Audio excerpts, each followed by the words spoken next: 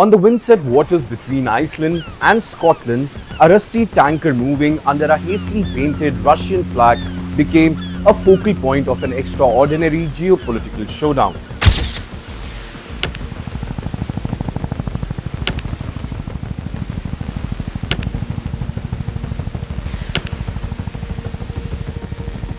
The Marinera, previously known as Bella 1, represents far more than a single seized vessel. It embodies the murky shadow fleet enabling sanction evasion, probably Moscow backing secret operations, and Western powers determined to break an axis of illicit trade that stretches from Tehran to Caracas to the Arctic. But here's what makes this January 7th seizure genuinely explosive. The ship was empty of oil. So why did the US military dispatch helicopters and special operation forces to board it in international waters? Why did the UK RAF provided aerial support? And why was Russia maintaining a submarine escort? Well, the answers lies in theories far darker than mere petroleum smuggling. Theories pointing towards weaponry, military hardware, or components destined for Moscow or its proxies.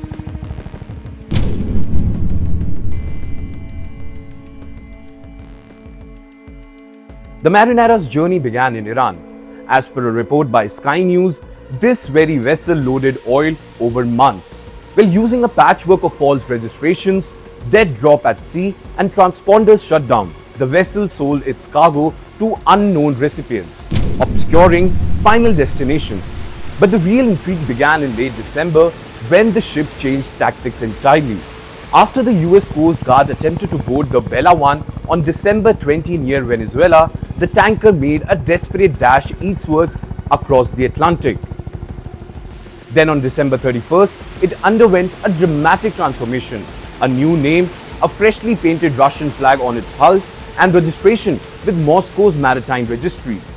Now the interesting fact here to note is, Russia's transport ministry claimed it had granted temporary authorization for the vessel to fly the Russian flag, essentially offering Kremlin protection to a sanctioned bustling vessel. This wasn't coincidental. At least 11 of the 22 tankers that adopted Russian flags in the past month have visited both Venezuelan and Russian ports. In fact, the pattern suggests a coordinated strategy: rebrand, reflag, and race towards the Arctic sanctuary of Marked Man, where Western authorities rarely venture.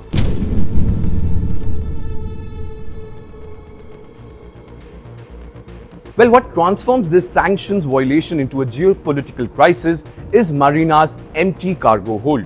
Reports consistently confirm no oil was aboard when seized. Though after the seizure, intelligence analysts and open source researchers have posed the unsettling question: if not petroleum, what was so valuable to warrant a 2-week Atlantic pursuit, Russian submarine escort, and helicopter boarding in international waters? Well, now, some reports have suggested the vessel's route repeatedly changed between Iran and Venezuela made it a conduit for weapon transfer, potentially supplying Venezuelan military factions or Iran proxies in the Caribbean. Some other point to sensitive military technology, dual use of components, or undisclosed cargo that would only become evident upon inspection. And the fact that Russia mounted a submarine escort suggests Moscow knew exactly what was aboard and deemed it strategically important enough to risk military confrontation with the United States.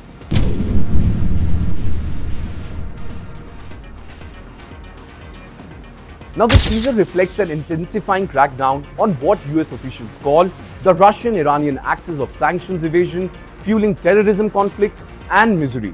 In fact, this was the 4th tanker captured in recent weeks, part of a coordinated strategy to strangle Venezuela's oil-dependent economy unless their interim government cooperates with Washington.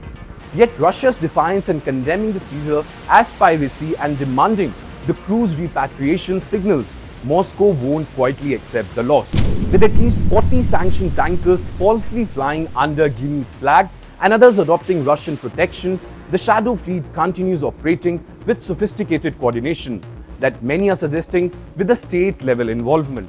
The Marinera may have carried oil, weapons, or something between. We may never know for certain. Well, what's clear is only this: rusty ships became a flashpoint in a shadowy war over sanctions, a test of international law, and a vivid reminder that in 2026, the world's most consequential transactions still happen beneath the radar, on ships that aren't quite any nation's problem until they are.